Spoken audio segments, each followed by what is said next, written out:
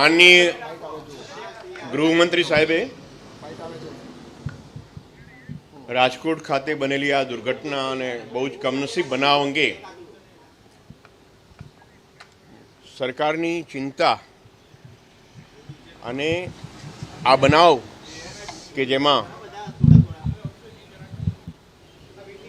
લોકોના જાન ગયા છે એને ન્યાય આપવા માટે જે સીટની રચના કરેલી એની તપાસને એમણે રિવ્યૂ કર્યા. અમે બધા અધિકારીઓ જેમણે તપાસ કરી છે 24 કલાક અમારી પાસે શરૂઆતની પ્રાથમિક તપાસના હતા. સરકાર જવાબદારો વિરુદ્ધ કાર્યવાહી માટે તુરંતમાં તરત કાર્યવાહી કરવા માગતા હતા, એટલે 24 કલાક રાત દિવસ શરૂઆતથી મહેનત કરીને કાર્યવાહી કરી. એમાં જે પ્રાથમિક દ્રષ્ટિએ આપણને જે ઉપલબ્ધ થયેલું એની રજૂઆત કરી છે. વિગતવાર corporation, fire department, police, corporation, PGVCL કે અન્ય કોઈ પણ માણસ આમાં જવાબદાર હોય તો એને શોધી એના વિરુદ્ધ સખ્તાઈથી કાર્યવાહી કરવા માટે માનનીય ગૃહમંત્રી સાહેબે સૂચના કરેલ છે.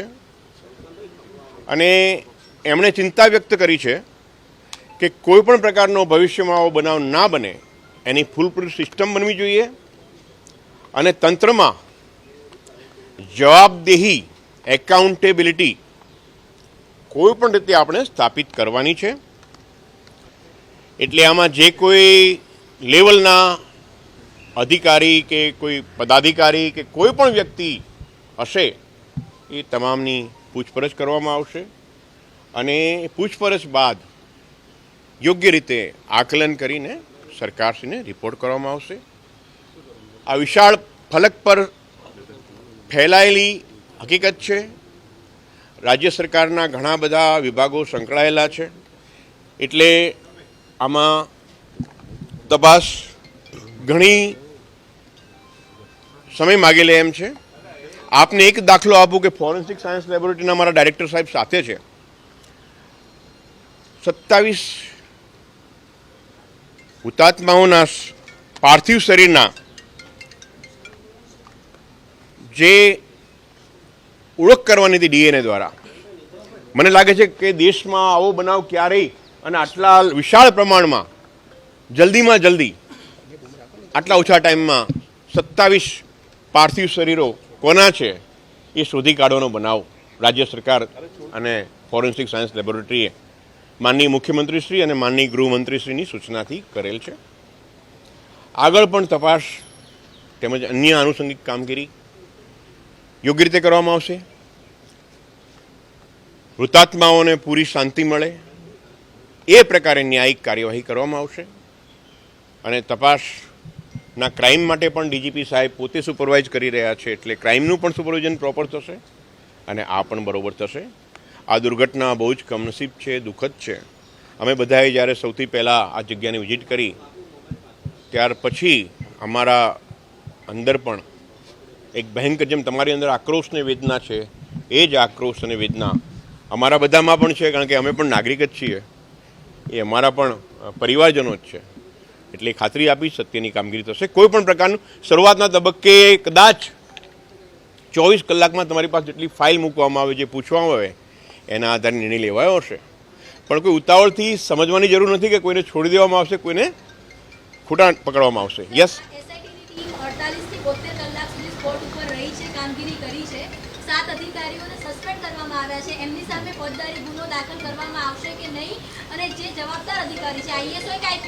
એમની પૂછપરછ કરે છે.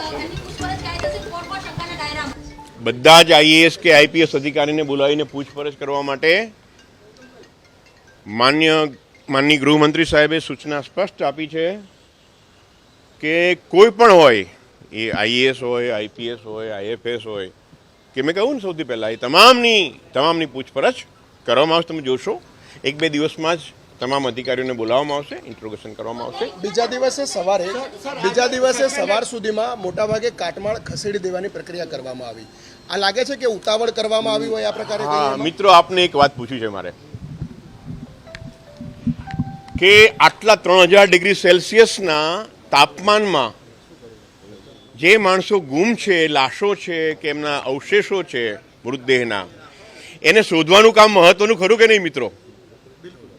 તો આ જે આપણે હતું આ એ તોડીને નાશ કરવાનો આશય બિલકુલ નહોતો. આપણે જે અંદર કોઈ રિમેનિંગ્સ છે કે કેમ, જે ગુમ થઈ ગયેલા માણસો છે એના કોઈ પ્રકારના અવશેષો છે કેમ, જેના આધારે આપણે ડીએનએ લઈ શકીએ અને ડીએનએના આધારે એફએસએલ દ્વારા આ ડીએનએની તપાસ કરી અને જે ઘરના માણસો ગુમ હોય કમસે કમ એને આપણે એક અહેસાસ આપી શકીએ, એક સત્યની માહિતી આપી શકીએ, એ આશયથી થયેલ છે.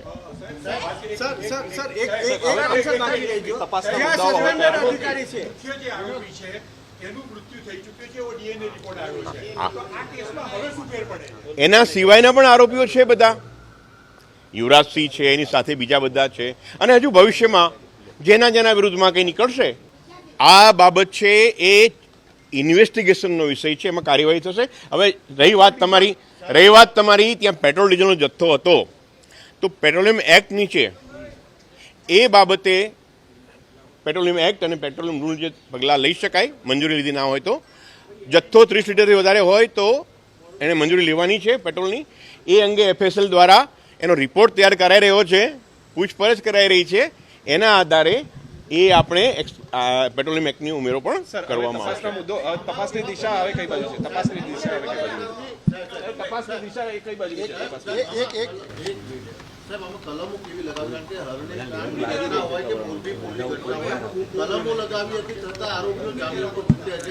આમાં ન છૂટે કેવી કલમો? આમાં તો સંપૂર્ણતઃ એકદમ ફૂલ પ્રૂફ કેસ છે કે કોમર્શિયલ એને નથી, ત્યાં આ પ્રકારે સ્ટ્રક્ચર તૈયાર કરવામાં આવ્યું છે. આ બધા પ્રકારના મુદ્દાઓ જે રીતના તૈયાર થયા છે 164ના નિવેદન લેવામાં આવશે.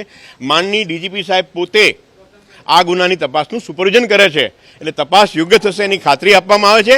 જય હિન્દ, થેન્ક યુ. હાલમાં આ વિશે વધુ માહિતી આપવા આપણી સાથે જોડાઈ ચૂક્યા છે અમારા સંવાદદાતા હિરેન રાજગુરુ. હિરેન, બેઠક મળી, એસઆઈટીની જે ટીમ છે એની સાથે વિચાર વિમર્શ કરવામાં આવ્યો, ચર્ચા કરવામાં આવી, શું જાણવા મળી રહ્યું છે બેઠક બાદ?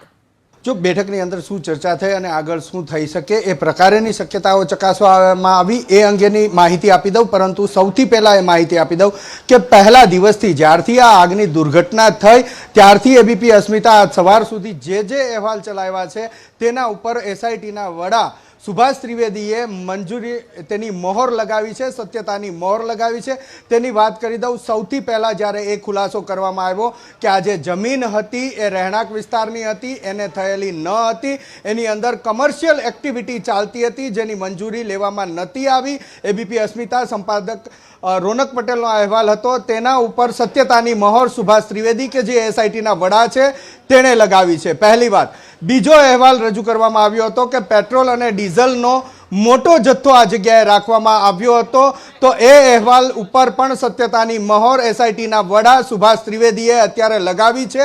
આ બીજી બાબત છે. તેમણે કહ્યું છે કે પેટ્રોલ અને ડીઝલનો જથ્થો હતો, 30 લીટરથી ઉપરનો જથ્થો જ્યારે આ હોય છે ત્યારે પુરવઠા વિભાગની મંજૂરી લેવામાં આવતી હોય છે, પરંતુ આ કિસ્સામાં એ મંજૂરી લેવામાં આવી હતી કે નહોતી લેવામાં આવી તે અંગેની પૂછપરછ અને તે અંગેની તપાસ એ એફએસએલ કરી રહ્યું છે. આ બીજી એબીપી અસ્મિતાનો બીજો જે અહેવાલ હતો તેના ઉપર સત્યતાની મહોર લાગી છે. ત્રીજી વાત એ હતી કે જેટલા પણ સસ્પેન્ડેડ અધિકારીઓ છે તેની સામે ફોજદારી ગુનો નોંધાશે, આ પ્રકારેનો અહેવાલ એબીપી અસ્મિતાએ ચલાવ્યો હતો અને તેના ઉપર પણ અત્યારે સત્યતાની મહોર લગાવી છે એસઆઈટીના વડા સુભાષ ત્રિવેદીએ. તેણે કહ્યું છે કે ડીજીપી આ અંગેનું મોનિટરિંગ કરી રહ્યા છે, જે તપાસ ચાલી રહી છે એ અંગે, અને તપાસની અંદર જે સામે આવશે ત્યારબાદ આ કાર્યવાહી એટલે કે પોલીસ ફરિયાદ થશે. આ ત્રીજો અહેવાલ કે જેના ઉપર એસઆઈટીના વડા સુભાષ ત્રિવેદીએ સત્યતાની મહોર લગાવી છે. આ ઉપરાંત ચોથો અહેવાલ જે થોડીવાર પહેલા જ એબીપી અસ્મિતાએ ચલાવ્યો હતો કે 2021થી લઈ અને દુર્ઘટના ઘટી ત્યાં સુધી જેટલા પણ આઈએએસ, જેટલા પણ આઈપીએસ રાજકોટની અંદર ફરજ નિભાવી ચૂક્યા છે તેની પૂછપરછ થશે, તેના નિવેદન લેવામાં આવશે. અને અત્યારે સુભાષ ત્રિવેદી એસઆઈટીના વડા તેમણે પણ આ અહેવાલ ઉપર સત્યતાની મહોર લગાવી છે. આ ચોથો અહેવાલ હતો. તેમણે કહ્યું છે કે તમામ અધિકારીને બોલાવવામાં આવશે, પછી તે આઈએસ હોય, આઈપીએસ હોય, તેના નિવેદન લેવામાં આવશે અને નિવેદન અને જે સંયોગિક પુરાવાઓ ભેગા થશે ત્યારબાદ એ પ્રકારેની કાર્યવાહી પણ કરવામાં આવશે. તો આ એબીપી અસ્મિતા આ દુર્ઘટના થઈ ત્યારથી આજ સવાર સુધી જેટલા પણ અહેવાલ ચલાયા છે તેના ઉપર સત્યતાની મહોર ખુદ એસઆઈટીના વડા સુભાષ ત્રિવેદીએ લગાવી છે. હવે જે બેઠકની અંદર ચર્ચા થઈ છે તે અંગેની વાત કરીએ તો બેઠકની અંદર જે પ્રાથમિક અહેવાલ એસઆઈટીએ રજૂ કર્યો હતો ત્યારબાદ જે માહિતી આવી છે